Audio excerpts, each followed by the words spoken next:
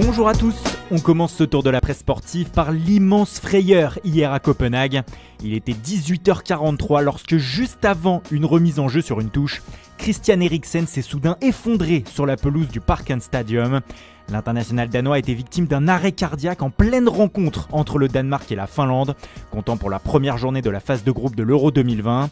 S'en est suivi de longues minutes interminables d'angoisse où médecins et secouristes lui prodiguaient un massage cardiaque, le tout sous les yeux de ses partenaires et des caméras du monde entier. Réanimé, Eriksen a ensuite été évacué vers un hôpital de la ville. Ce matin, il va bien selon les dernières nouvelles, mais ce drame a profondément marqué la presse européenne, comme vous vous en doutez. À commencer par le Danemark bien sûr, ou Ekstrabladet, avec cette photo de tous les joueurs accompagnant Eriksen sur un brancard au vestiaire, écrit « Christian a frôlé la mort ». Cela fait bien sûr la une aussi en France où l'équipe parle d'un match pour la vie, car oui, la rencontre a ensuite reprise et la Finlande s'est imposée 1-0, on va y revenir. L'Alsace évoque même ce drame en une de son édition du jour ce dimanche et parle d'effroi sur l'Euro, un moment en effet glaçant. C'est toute la presse européenne qui revient sur ces images diffusées en direct. C'est sans doute cela qui a suscité autant d'émotions, la diffusion intégrale de la séquence en direct. C'était l'horreur sur l'Euro, résume le Daily Mail. Et comment voir les choses autrement ? Les coéquipiers d'Eriksen autour de lui pour cacher les soins effectués par les secours, certains en larmes comme Thomas Delaney, puis la femme du milieu offensif rentrant sur la pelouse en larmes dans les bras de Schmeichel et Kier. Les images ont donné des frissons à tout un continent. Cela se ressent dans toutes les unes des principaux quotidiens sportifs européens. Quelle frayeur, s'exclame par exemple As en première page.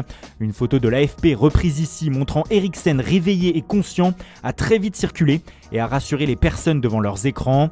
Le mot frayeur, on le retrouve également en une de Super Déporté qui évoque un moment de panique sur le football européen. Pour Bild, ce samedi 12 juin restera marqué par le miracle auquel nous avons assisté. Un miracle dû en grande partie aux médecins et services de secours sur place.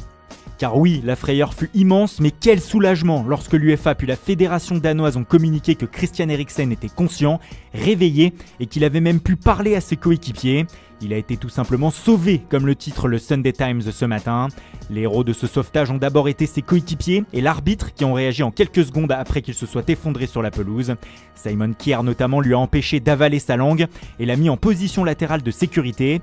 Puis lorsque son état s'est aggravé, ce sont les médecins et les services de secours qui l'ont sauvé, comme l'écrit Mundo Deportivo ce matin, en lui prodiguant notamment plusieurs massages cardiaques afin de lui sauver la vie. Comme le résume Marca, nous avons déjà les champions de cet Euro. Les héros de ce championnat d'Europe, ce sont les médecins. Le quotidien espagnol précise qu'Eriksen a dû être réanimé durant 15 minutes. Il est ce matin dans un état stable, mais toujours sous surveillance. Pour Il Romanista, ses coéquipiers ont été ses anges gardiens hier. L'image de toute l'équipe autour de lui durant cet horrible quart d'heure a fait le tour du monde.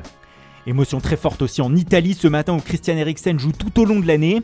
Il évolue sous le maillot de l'Inter avec lequel il a été sacré champion d'Italie il y a quelques semaines. On est avec toi Chris, titre en gros sur sa première page Tout au Sport ce matin.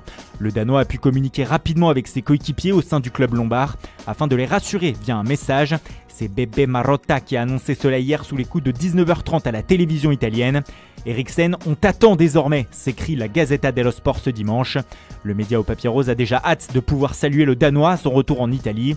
Le Corriere dello Sport de son côté a plutôt voulu insister ce matin sur le miracle qui s'est joué hier comme beaucoup de médias européens. Mais il est important de finir sur un rappel, un magnifique rappel d'Abola aujourd'hui. Après ce qu'il s'est passé hier, ayez bien conscience que le football n'a jamais été autre chose qu'un jeu. Un drame nous l'a rappelé ce samedi. Tâchons de faire de la suite de cet Euro une grande fête. Car le jeu a repris à Copenhague hier, une fois les nouvelles sur Eriksen rassurantes.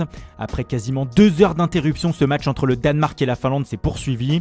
Les joueurs voulaient jouer pour Eriksen, comme l'ont martelé beaucoup d'acteurs de la rencontre après le match, comme le relaie ce matin le supplément football du Daily Mirror. Et c'est la Finlande qui s'est imposée 1-0 sur une réalisation de Joel Podjampalo. Ce dernier n'a pas eu le cœur à trop célébrer son but, précisant après la rencontre que ce résultat et ce but étaient clairement moins importants que la santé d'Eriksen.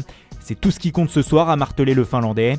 Les pensées envers Eriksen ont même égayé l'autre match du groupe B entre la Belgique et la Russie, lorsque Romelu Lukaku, sur son premier but, a crié « Un je t'aime, Chris » à la caméra. Les Diables Rouges se sont ensuite imposés 3-0 grâce à un doublé de leur formidable attaquant. Pour la dernière heure, ça commence fort pour les Belges, qui ont écrasé une faible équipe de Russie chez elle. A noter cependant un point noir pour la Belgique, la sortie sur blessure au visage de Timothy Castagne, dont l'Euro est terminé, a déclaré Roberto Martinez en conférence de presse d'après-match. Il y avait aussi un troisième match hier en début d'après-midi entre le Pays de Galles et la Suisse, rencontre qui se disputait en Azerbaïdjan à Bakou et comptant pour le groupe A. Eh bien, il n'y a pas eu de vainqueur, match nul 1 partout et mauvaise opération, notamment pour la Suisse qui menait 1-0. Ce n'est pas suffisant, titre le NZZ Am Sonntag ce matin. En revanche, du côté du Royaume-Uni, on se réjouit plutôt de ce point du nul pour les Gallois grâce à un but de Moore. C'est ce qu'écrit le supplément football du Daily Star, résulte ce matin. Voilà, c'est tout pour ce matin. Merci pour votre fidélité. Bonne journée à tous et rendez-vous tout à l'heure pour notre édition du JT Foot Mercato avec Antoine Graland.